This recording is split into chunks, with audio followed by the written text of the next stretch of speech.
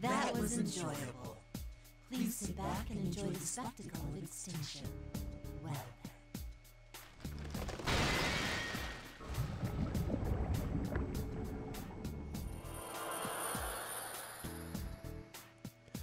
With an irritating jeer, the fake Naoto begins to crumble. The red pillars disappear as well, and a set of stairs leading downwards appears inside the classroom. Mitsuru-senpai! Akihiko-senpai! Are you alright? Yeah, no problems on our end. The shadow disappeared before we could get any information out of it, though. We can't waste any time. Let's keep moving while we talk. Okay, please head down those stairs then. That should get you out of the tower. We follow Fuka's directions and head for the exit. Along the way, I decide to pick up our discussion on Sho's true character. Mitsuru, back to what we were talking about earlier. It looked like Sho changed right in front of us. He switched personalities. What makes you think that it's not the ordinary form of split personality? Do you recall the conversation in the limo about Ikutsuki's personal experiments? I said there was an indication that a plume of dusk was used. You mean the human experimentation we were talking about? That's definitely something a guy like Ikutsuki would have come up with. What if Ikutsuki's experiments on Minazuki involved transplanting a plume of dusk into a living person? What? Why would he do something like that? Considering that it could have been part of Ergo Research's attempts to create artificial persona users, it makes sense. It's most likely that Ikutsuki implanted a plume of dusk into Minazuki in order to intentionally try to force a persona to appear. But Sho Minazuki didn't awaken to the persona ability. That much can be gathered from the fact that Ikutsuki labeled the experiment a failure. That bastard performed terrible experiments on young children, all for his own gain. And he called this a failure? Ikutsuki put something strange inside a living person and simply wrote off what he did as a failure. That only proves how insane he'd been. Contrary to Ikutsuki's expectations, though, the experiment had a different result. What? Don't tell me. If a plume of dusk was implanted into the body of a person who already had a personality, what would happen? A plume of dusk stimulates the creation of an ego. So it's not out of the question that it would create a new personality in the same body. In other words, it wasn't split personalities in Sho's mind, but two completely different entities in the same body? The original Sho, and the personality that was created when the plume of dusk was put inside him, that now calls himself just Minazuki. According to the records, after the operation, Minazuki entered a vegetative state after some time. Thus, Ikutsuki let go of Minazuki. He was then transported to a hospital in the suburbs of Inaba, and there are no records of Minazuki from there on. What happened from that point on, I can only speculate. But I wonder what sort of life Minazuki led after he regained consciousness. Mitsuru's expression softens. Even if Minazuki was created by Ikutsuki, this is just one last way that Ikutsuki's ghost still haunts us. Ikutsuki's research only followed similar experiments created by the Kirijo group. If Sho's past is as Mitsuru describes, then he's yet another victim of the Kirijo group, not just an enemy to be defeated. Not long after, we pass through the main entranceway. We see a path leading to the school's main gates, which are painted in a strange pattern. Beyond that, nothing but red fog. There's no telling what state the town is in right now. Labra said that she wanted to speak with Minazuki. And now, so do I. We'd better rescue Yukiko's group and get back here then. Indeed. Let us accomplish our duties with haste. There's no point in denying that the Kirijo is partly responsible for the series of cases. That truth won't change, and it's obvious that this is weighing heavily on Mitsuru's shoulders, since she is the head of the Kirijo group now. That's why I believe I truly understand how Mitsuru felt when she made the choice to step back from the front lines earlier and trust in her comrades. That's how it should be. Our teammates are all reliable people who will follow our lead. Fuka, what's Yukiko's position? I sense something southeast of there. Please be careful. Are we supposed to have like compasses that tell us like which way southeast is? As Fuka's communication cuts out, the school building behind us makes a groaning sound. It's so loud now, I get the feeling that there isn't a lot of time left. Mitsuru and I nod to each other before we begin running towards town.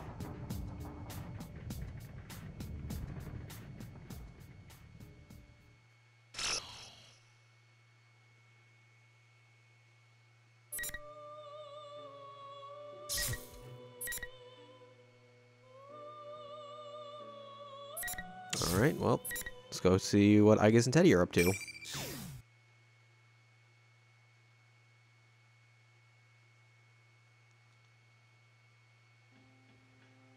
I'm worried about Yuki-chan and Rise-chan. Hang in there, ladies. I'll come get you in no time.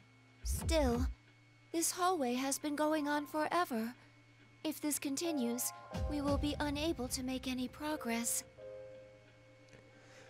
My lengthy time bound to the cross resulted in a serious drain of my energy reserves. My condition has deteriorated to the point where even normal maneuvers will be difficult. If we were to face another shadow, I might be at a severe disadvantage. On top of that, the young man named Sho displayed godlike abilities. My sister and the others are in pursuit of a target with the power to freeze everyone present. Freeze everyone present, not present. I can't help but worry about them. I feel my heart sinking as these thoughts arise in my head. Teddy walks along with me, peering into each of the classrooms as we pass them. Perhaps his increased chattiness since we left the others is an attempt to lighten my spirits. Aww. Just thinking that danger is closing in on those innocent ladies even as we speak is making my fur fall out. I'll be positively bare. Your fur is falling out. Perhaps it is merely your shedding season. No. I'm extremely sensitive, and I lose fur when I'm stressed. Just the other day, Kanji lured me into a trap with some ice cream. He then kept nuzzling me over and over, and I ended up with a big old bald spot on my head. It was terrible. I see. Kanji-san's extreme expression of love puts stress upon your fur. I will add that to my data file on you. By the way, are you tired at all, Ai-chan? If you do feel a little logy, feel free to snuggle up against me whenever you like. No, I'm more concerned for the others in town. No, completely ignored. But I'm sure they'll be okay. My friends are really strong, you know. You trust them, don't you? Of course. You believe in Michan and the others too, don't you? Yes, I do. They're all precious to me. We're the same after all. You're sparkling too. Sparkling? I love everyone who's nice to me. And the world where everyone that I love lives in really sparkles. And I want to protect that sparkle and help everyone out. Teddy's large eyes are guileless and honest when he speaks of his friends. I am an anti-shadow weapon, and yet Teddy's presence is similar to those of the shadows that I have been exterminating. Does that have any importance? Thinking about someone else strengthens your own powers.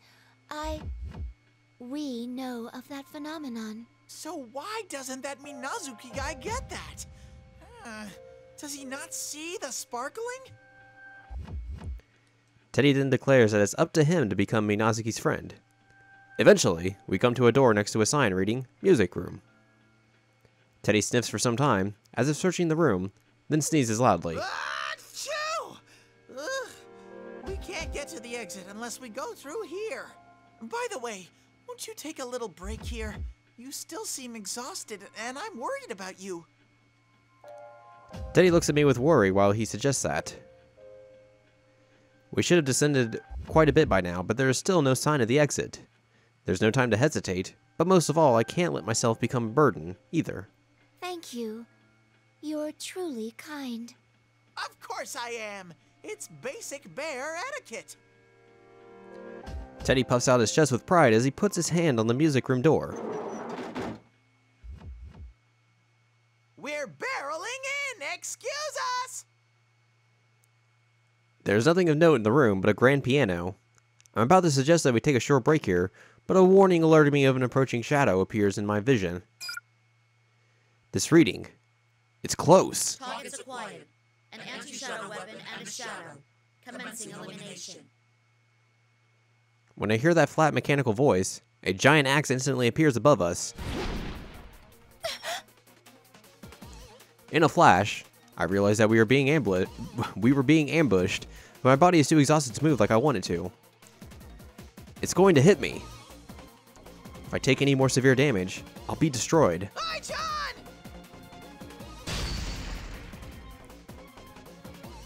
Teddy shoves me away, and I tumble to the floor.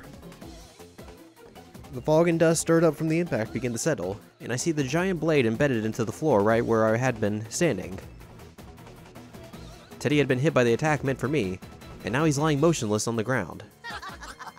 Man, you're weak. I was just trying to surprise you a little.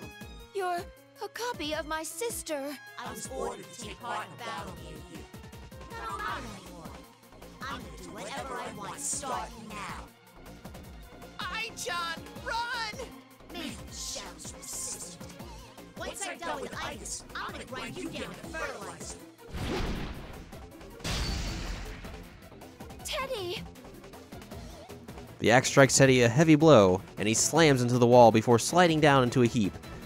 I try to rush to his side, but... No!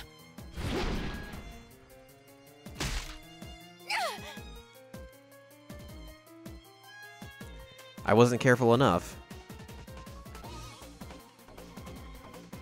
The strike at Teddy was part of a combo, with the second attack anticipating that I would come to his aid. Though I was able to avoid a direct hit, the tip of the axe catches my leg with a dreadful noise. I stand up and prepare to dodge any further attacks, but the hit I just took has been enough to damage my leg. It won't support my weight, and I fall to my knees. My frame's been cracked.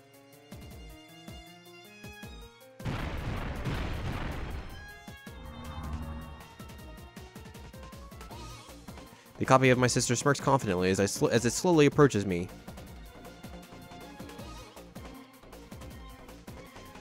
It seems to know that I'm incapable of moving with any agility now.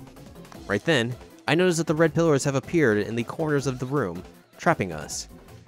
There's no way to escape. I was trying to hurt you, you know? I knew you were weakened, I guess. It's so easy.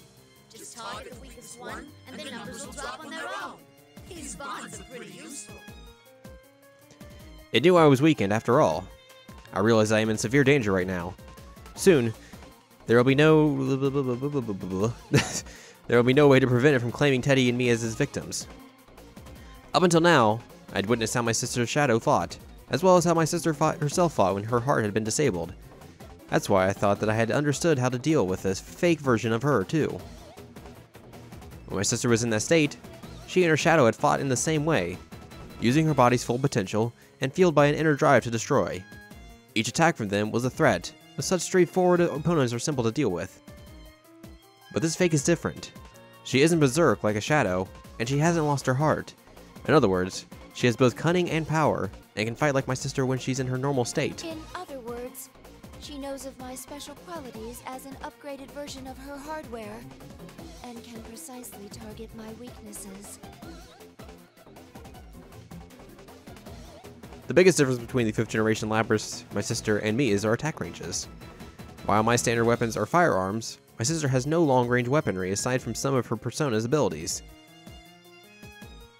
Normally, I would have an advantage over her, provided that I'm able to keep a distance between us. My damaged leg robs me of my mobility, so I can't do that right now. The fighter able to hit harder will have the upper hand here. The double must have known that, and targeted my leg from the start. I already made a mistake in the limousine, and this will be my second blunder today. If only I had been better able to deal with things. My regrets spill from my mouth as the axe in the shadow's hand raises higher and higher.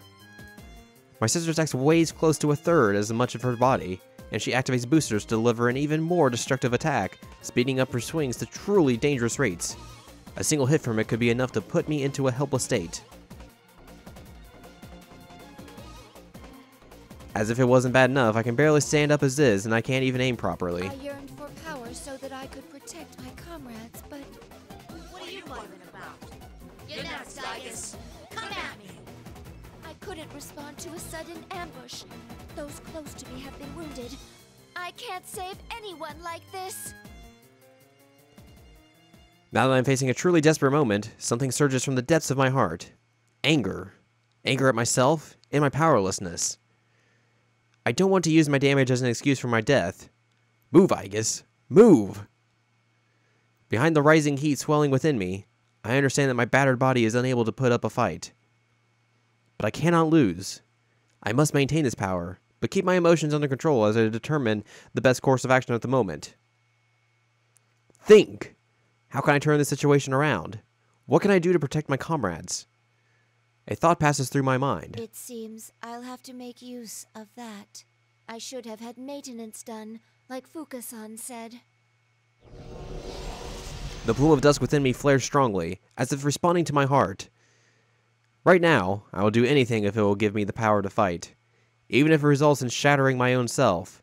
Please, give me the power to protect my friends. Persona, rise up. Beginning frame coding. Stand by, EXO. Are you still gonna try something? Sounds like you don't want to fight that. That's fooling me. Here! The axe of the fake wield flashes towards my face, and I hear the boosters roar. Would jumping over it to evade it be the best? Before I can decide, my body reacts. It's no use.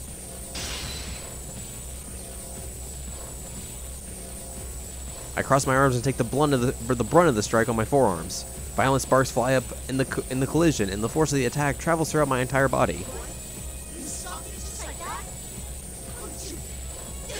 I'll just slice you in half. My sister's fake stays where she is and leans heavily onto the axe, pushing it against me. My joints scream as they try to push back, and white smoke streams through the gaps in my armor all over my body. My internal sensors repeatedly report that I am operating at my maximum capacity. It's not enough. I need more. More power. Oh, my. Ai-chan's shining. What are you doing?